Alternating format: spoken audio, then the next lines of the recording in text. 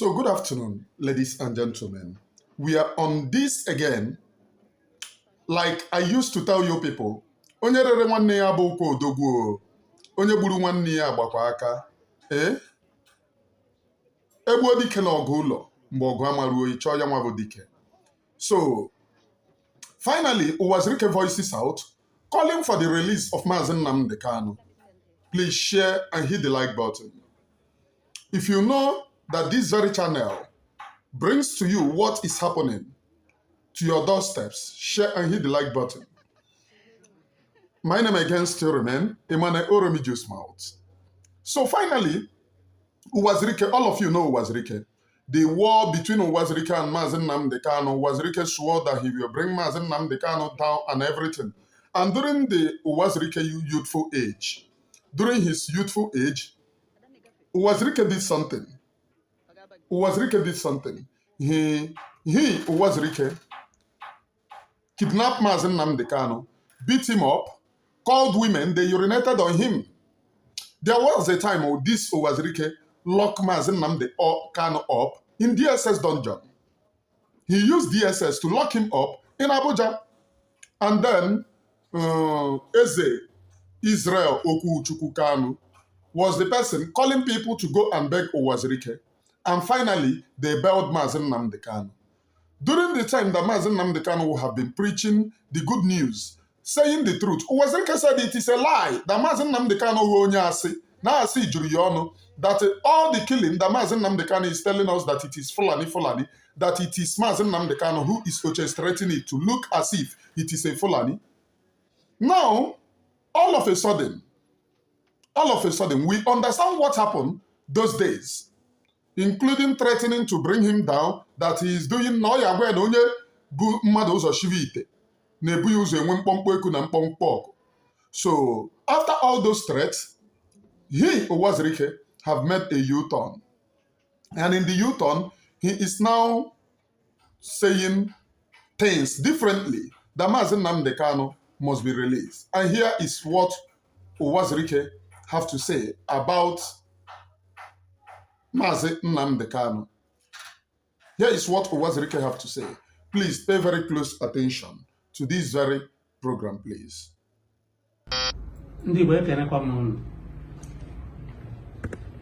Vivian nwa m na-eme ugbu a ihe gbasara ndị Igbo, so ọ na okwu anyị ka m ga-ekwu ya n'olu anyị, olu ndị Igbo. Ọkwa ihe gbasara Nnamdi Kanu. A ma ekwu okwu maka ihe mege na Abuja taa,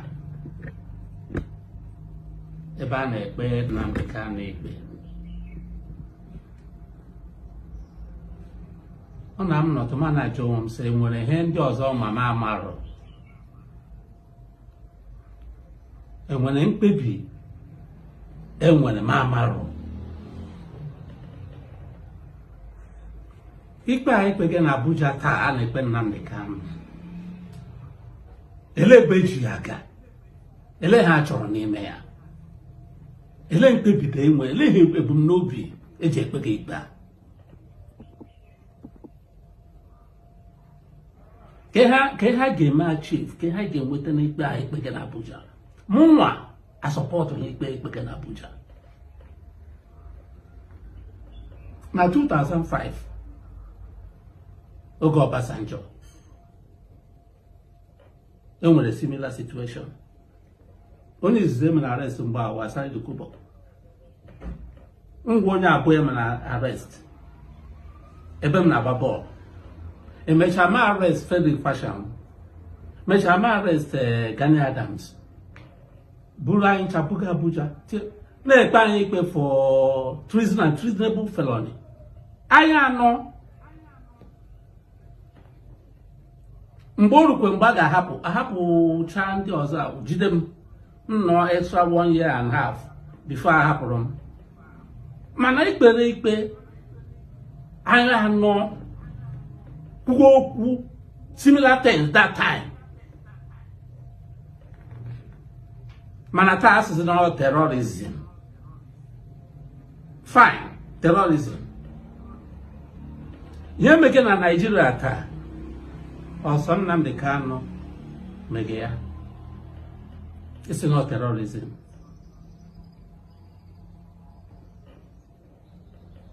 Ihe niile egbuge n'ugwu Hausa from Maiduguri to Zamfara to Kaduna to name it, the entire North Central, and we get the same. Ọkwa terrorism again.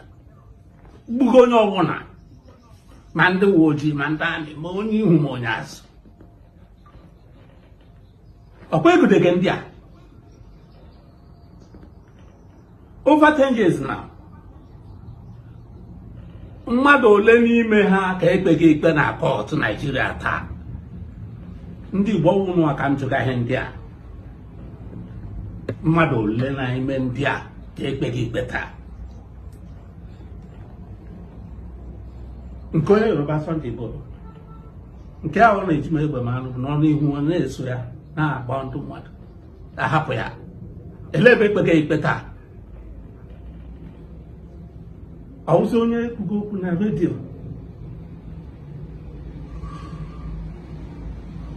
ụzi onye a na-akpọ ikpe terrorism. Kedu ebe ndị ọzọ nọ? Ọhịa m na-achụ asịghị m na ikpe terrorism fine kpewe ikpe. Kedu kwanụ ndị ọzọ n'oge ka anyị ncha anyị anụ mkpọrọ aha ugbu a ekpere anyị ikpe the same offense the same time. Ọwụzi selected injustice ka emeke now na Nigeria.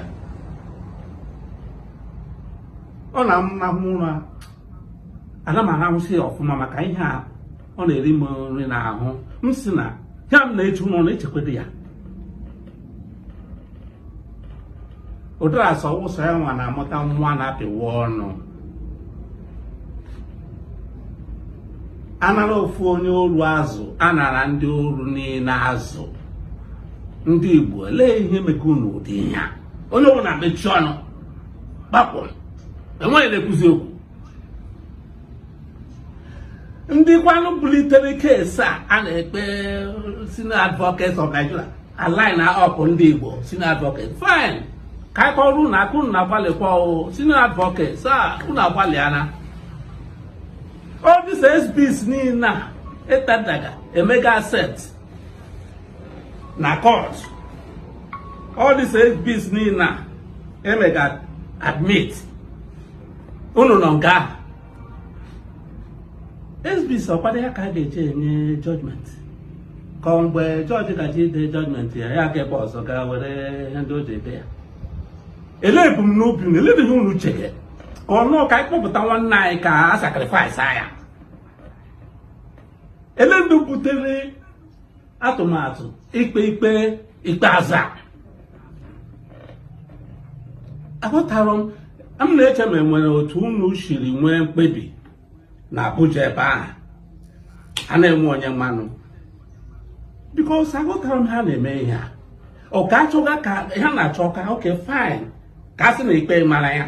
Ikpe mazie ya anyị bidozie yọwa ayịyọ. Ayịyọ ahụ anyị na-ayọkwa n'ugbu a anyị ga-ayọ ugbu a ma ikpe ma ya. Ọwụ mgbe a ga n'ụlọ anyị hapụzie ya.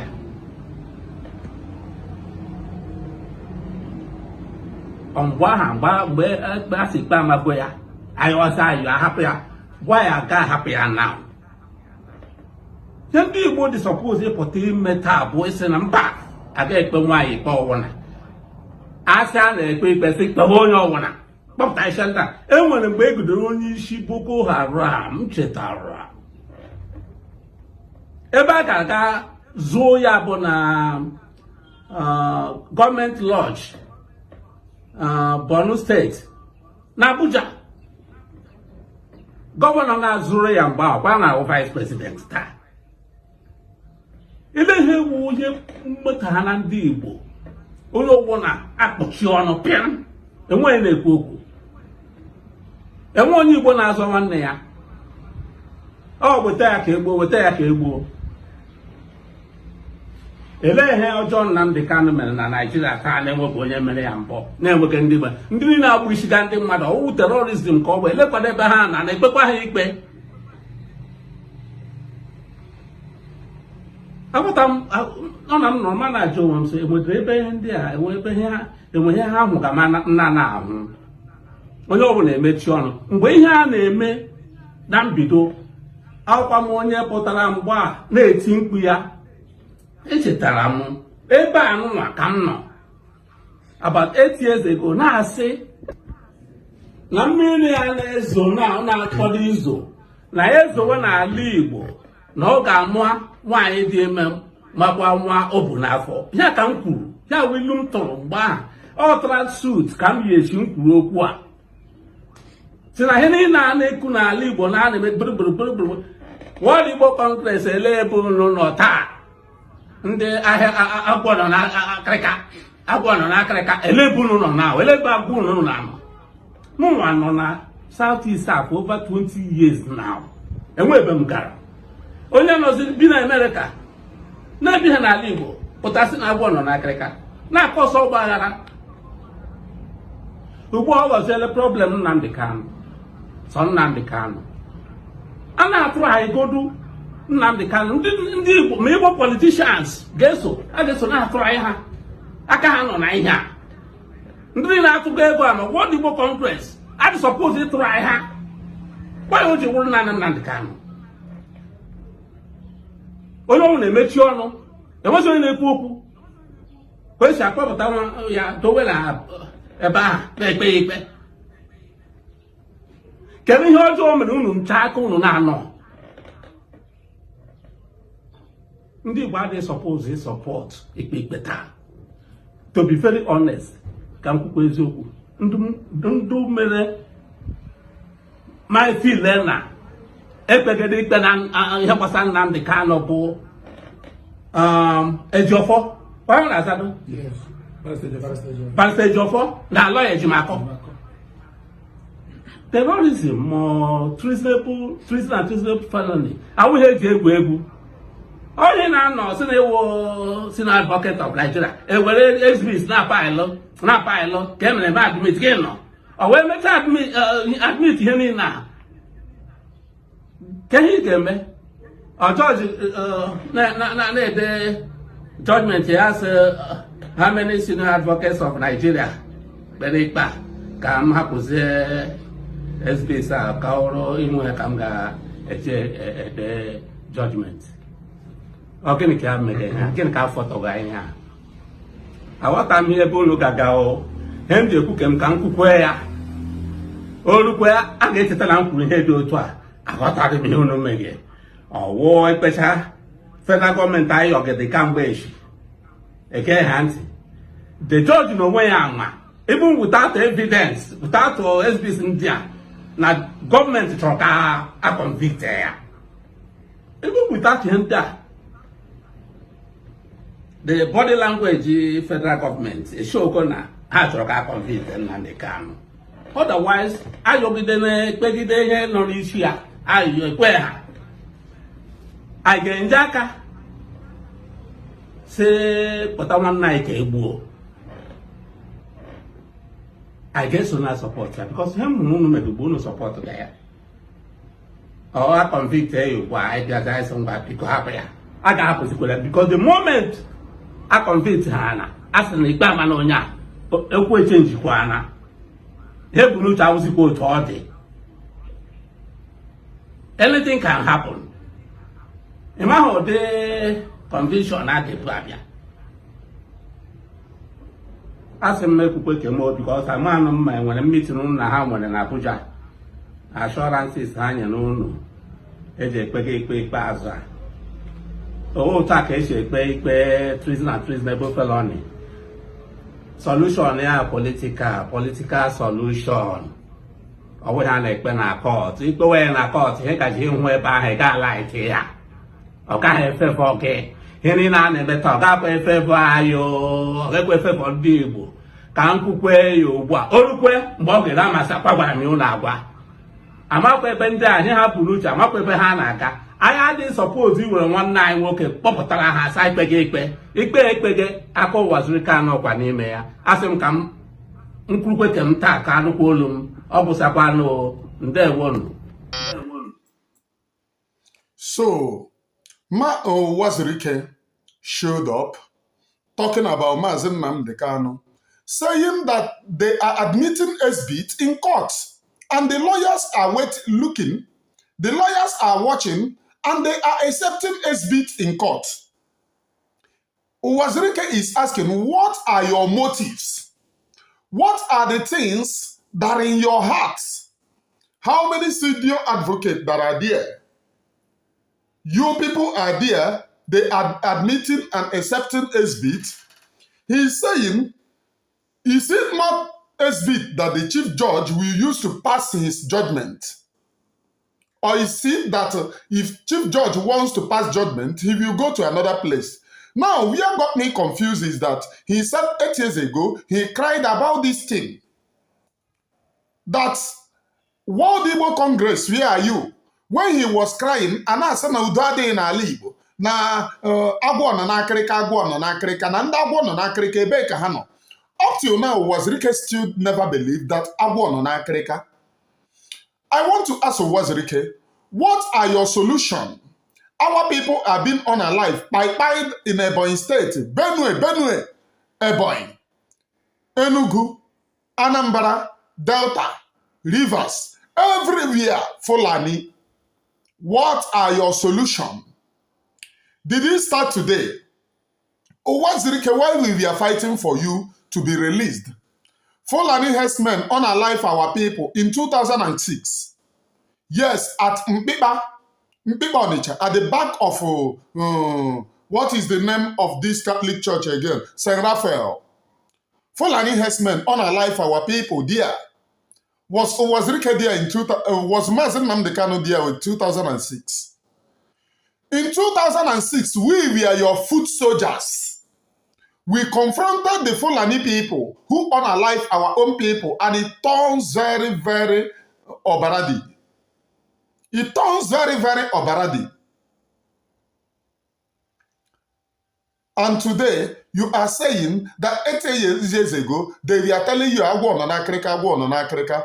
Now, Uwazuruike, since that you never believed in Agwo no nakrika, today, are you not seeing the Fulani movement in Yoruba land? Dangote trailer brought Fulani many in the peak of Lagos. Their intent is to hijack those areas. Uwazuruike, have you ever volunteered your people or tried to do analysis of Fulani settlement within our bushes? Why our mothers can no longer go to farm? You still never believe in Agwo no nakrika. Our fathers can no longer go to farm. You still never believe in Agwo no nakrika. Recently, Uwazuruike, somewhere in Enugu State, around what are they calling this place that Fulani people usually to unalive our own people? They sold the whole entire village to Fulani, and they were awarding them 110,000 each. Remember, those villagers are no longer, some of them are no longer in the village for the fear of Fulani herdsmen. So you still never believe in Agwo no nakrika. Sometimes I imagine the type of person that you are. Is it that you don't see, or you just decide to be stupid? I'm sorry for using such language. Or you just decide to be, because from me, I cannot understand or fathom the reason why you decided to keep on backstabbing your own people. I cannot fathom it. Sometimes when I think about it, it gives me goosebump. You said that 8 years ago, and you wear a tracksuit. Uwazuruike, I want you to remember, 8 years ago and today, before 8 years ago, what was happening? As far back as 2006, we, your foot soldiers, have started combating Fulani herdsmen. At the back of, I'm giving you example, the one that I went to, I participated in, because they paid a lot of people. Even when we went there that day, these people got angry. They shot a lot of people that day. They shot a lot of people. Can't you tell yourself the truth? You're an elderly man, Uwazuruike. Or is it that the killings of your own people, you enjoy it? You are an elderly man. You will tell yourself the truth. Uwazuruike, if you were at the back of St. Raphael Catholic Church 2006 and see what we saw, you will cry blood. If you see what we saw, you will cry blood, Uwazuruike. A lot happened. People's children were unalived. That day it was very, very obaradi, because a lot of people were running helter-skelter. Before me, anybody who grew up in Onichokpoko can remember at the back of St. Raphael 2006, during the time that Fulani herdsmen unalive people. Was Mazi Nnamdi Kanu here? Why are we lying to ourselves? Why are we lying to ourselves? Why is it that we lie to ourselves? For the fact that we want to be Onyaya Bataroso, Onyaya complain. Oh, this person is not decent enough to be here. Why is this person being here? Why is this person being here?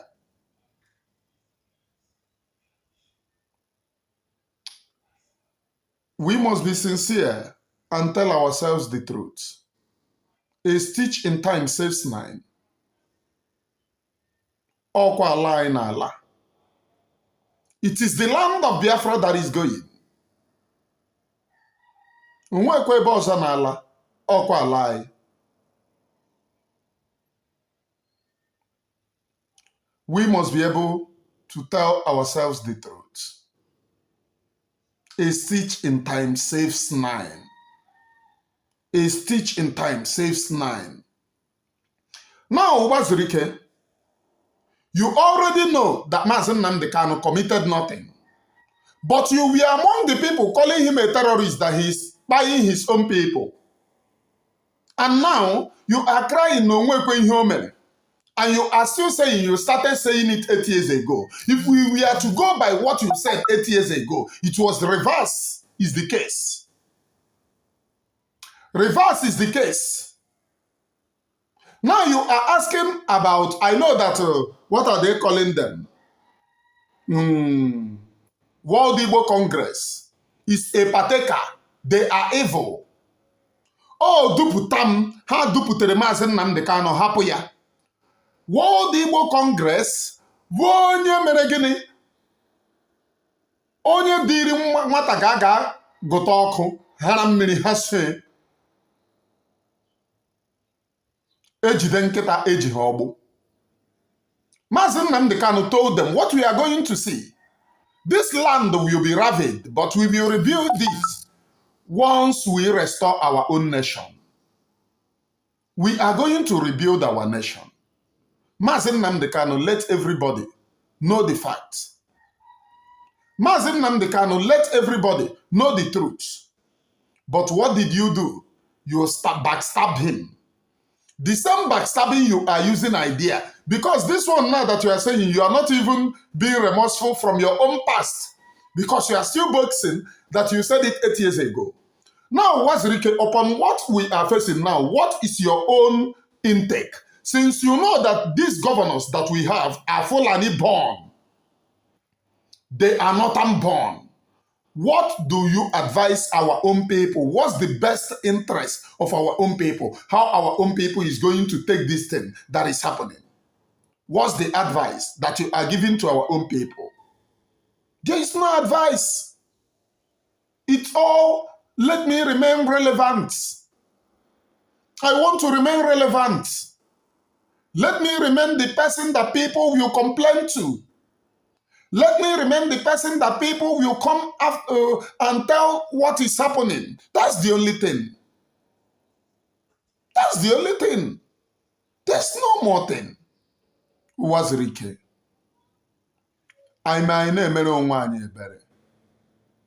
In life, let us all be sincere to our own self so that God in heaven will be happy with us. Let us be sincere with our own self so that God in heaven will be happy with us. Now, Mazi Nnamdi Kanu is suffering the burden of everyone. Now you said onye buru mmadụ ụzọ siwe ite na-ebu ya ụzọ enwe mkpọmkpọ eku na mkpọmkpọ ọkụ. That was your word. Now, what are the best interests, how we are going to do to bring Mazi Nnamdi Kanu out? Because you equally deceive people that you are in the Biafra struggle. All this your scam, because I used to be sincere in whatever I do. Abiakwa maybe romance anybody's ego. All this your scam. This particular scam that you are doing was what made Mazi Nnamdi Kanu to be crying, telling you, oh, you accepted money from Obasanjo, but you are not telling the people. You are still behaving as if you are fighting for the people. You called it, oh, that Mazi Nnamdi Kanu is against you.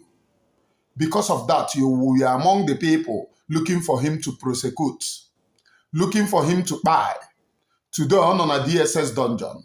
Those Fulani people that you used to invite, in a Kwoku, Shetima, this thing, vice president, were you not inviting them? Were you not?